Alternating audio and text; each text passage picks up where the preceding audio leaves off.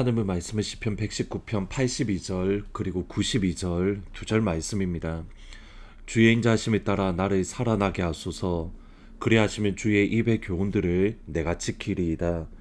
주의 법이 나의 즐거움이 되지 아니하였더라면 내가 내 고난 중에 멸망하였으리이다. 고난 당하는 것이 내게 유익한 이유는 고난을 통해서 하나님의 말씀의 깊이를 깨달을 수 있기 때문입니다. 욥이 그렇습니다. 욥은 고난 받기 이전에도 하나님의 사람으로서 하나님의 말씀을 깨닫고 또 하나님의 비밀한 것을 깨달은 그런 하나님의 사람, 또 말씀의 사람입니다. 그런데 고난을 지난 이후에 욥의 고백이 이렇습니다. 내가 이전에는 귀로만 들었는데 내가 이제는 눈으로 바라봅니다. 하나님을 아는 지식, 하나님을 향한 신비의 깊이가 차원이 달라졌다라는 겁니다. 그 이유는 하나입니다. 고난 때문입니다. 고난을 통해서 하나님을 더 깊이 경험하고 고난을 통해서 예수님을 더 깊이 경험했기 때문입니다. 두 번째, 고난을 통해서 우리의 마음과 영혼의 기름처럼 완악해진 마음의 그 찌꺼기들을 제거할 수 있습니다. 마음과 영혼이 하나님 보시기에 더러운 것, 부정한 것, 완악한 것 또는 우리의 고집을 꺾어버리고 하나님 앞에 온유한 마음으로, 하나님 앞에 순전한 마음으로 우리를 새롭게 해주기 때문입니다. 그러기에 고난받는 것이 내게 유익이라. 그런데 고난 받는 것 자체가 유익인 것은 아니지만 고난을 즐거워하고 기뻐하고 또 기대가 되는 것은 분명히 아닙니다.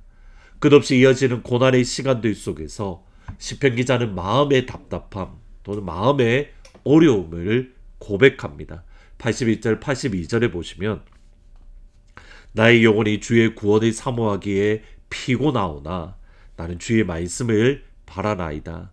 나의 말이 주께서 언제까지 나를 안위하실까 하면서 내 눈이 주의 말씀을 바라기에 피곤합니다. 여기 두 가지 상반되는 표현이 있습니다. 하나는 하나님 내가 피곤합니다. 하나님 내가 지쳤습니다. 하나님 내가 고납니다. 왜냐하면 나는 하나님의 말씀을 기다리고 있기 때문에, 하나님의 말씀을 사모하기 때문에 내가 지쳤습니다. 하나님의 말씀을 기대하기 때문에 내가 피곤합니다. 하나님의 말씀을 기대하고 기다리는데 피곤하고 지치는 이유는 무엇일까? 여러분, 실제로 그런 경우들이 있습니다.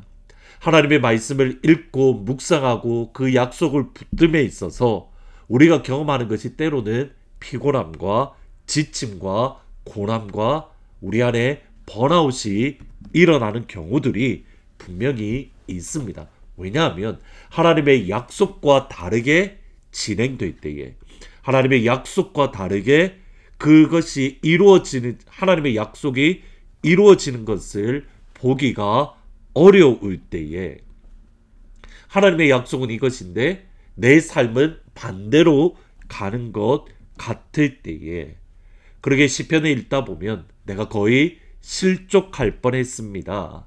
내가 거의 넘어질 뻔했습니다. 내가 거의 무너질 뻔했습니다. 이러한 고백을 종종 볼 수 있습니다. 오늘 시편에서도 역시 마찬가지입니다. 고난당하는 것을 통해서 하나님을 알고 더 말씀의 다른 차원을 경험할 수 있는 것 분명히 알고 있습니다. 그런데 끊임없는 고난으로 인해서 그의 마음이 지쳤던 겁니다.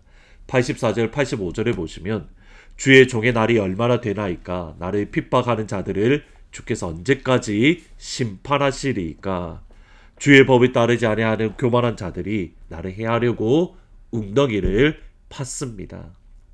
핍박이 끊어지지 않기에 이제 나의 생명이 마지막이 다가올 것 같다. 이제 내가 이 땅에서의 마지막 순간이 곧 임했을 것 같습니다. 그러한 두려움이 그의 마음속에 있습니다. 하나님의 법에 따르지 않는 교만한 자들이 나를 사로잡고 나를 해하고 나를 죽이기 위해서, 나를 해코지하기 위해서 웅덩이를 파고 기다리고 있습니다. 음모가 있고 술수가 있고 또 해악의 모습이 있습니다. 그것을 바라보며 마음이 무너지고 지칩니다. 하나님의 말씀은 분명히 나와 함께 하시는 하나님, 나를 붙들어 주시는 하나님, 나를 지키시는 하나님, 푸른 풀과 쉴만한 물가로 인도하시는 하나님. 근데 삶은 반대로 전혀 엉뚱하게 흘러갑니다. 그러니 마음이 지친 겁니다. 하나님의 사람으로 이 땅을 살아갈 때에 주의 말씀을 붙들고 약속을 의지하며 주의 자녀로 살아갈 때에 이 순간 우리의 마음이 무너지고 지치고 고난 순간이 있습니다. 하나님을 사랑하는 사람이 잘 되기보다는 악을 해가고 오히려 교만한 마음으로 소리를 내는 이들이 더 잘 되는 것처럼 보일 때가 있습니다. 악은 보이는데 하나님이 보이지 않는 순간들이 분명히 있습니다. 그럼 그때 어떻게 이겨낼 수 있는 겁니까? 흥미롭게도 말씀 때문에 지쳤는데 더 말씀을 붙드는 자리로 나아갑니다.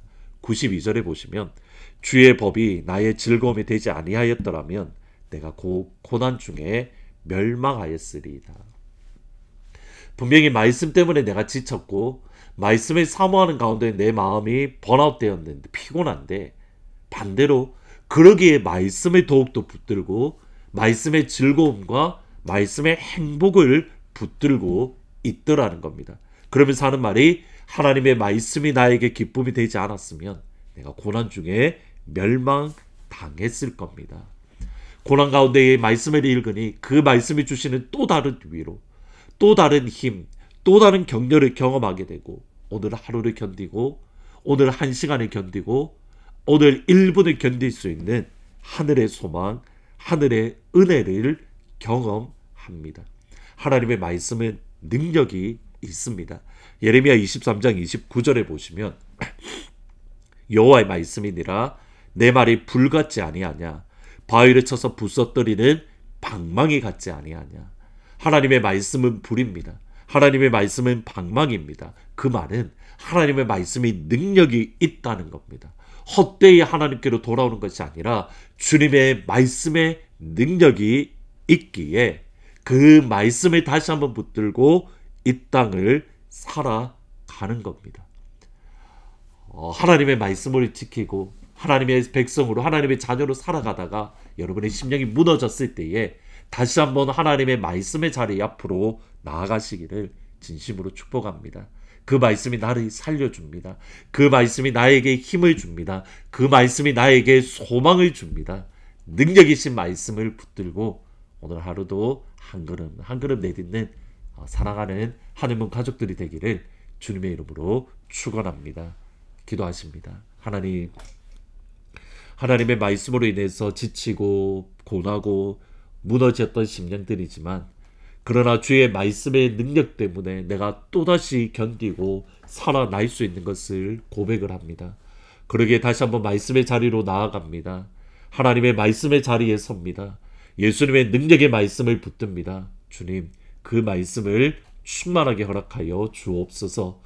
불같은 하나님의 말씀, 방망이 같은 하나님의 말씀으로 나를 살려 주옵소서. 우리 하늘문 가족들을 그렇게 붙잡아 주옵소서.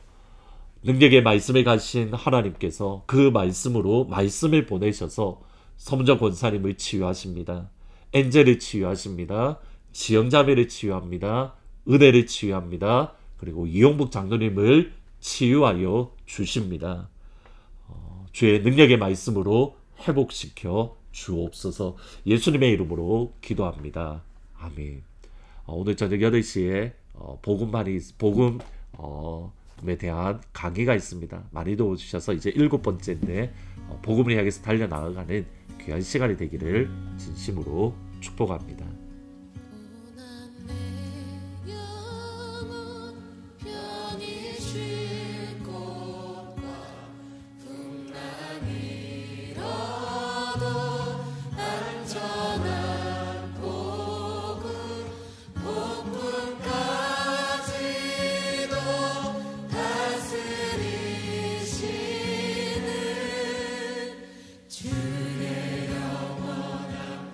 주님 어떤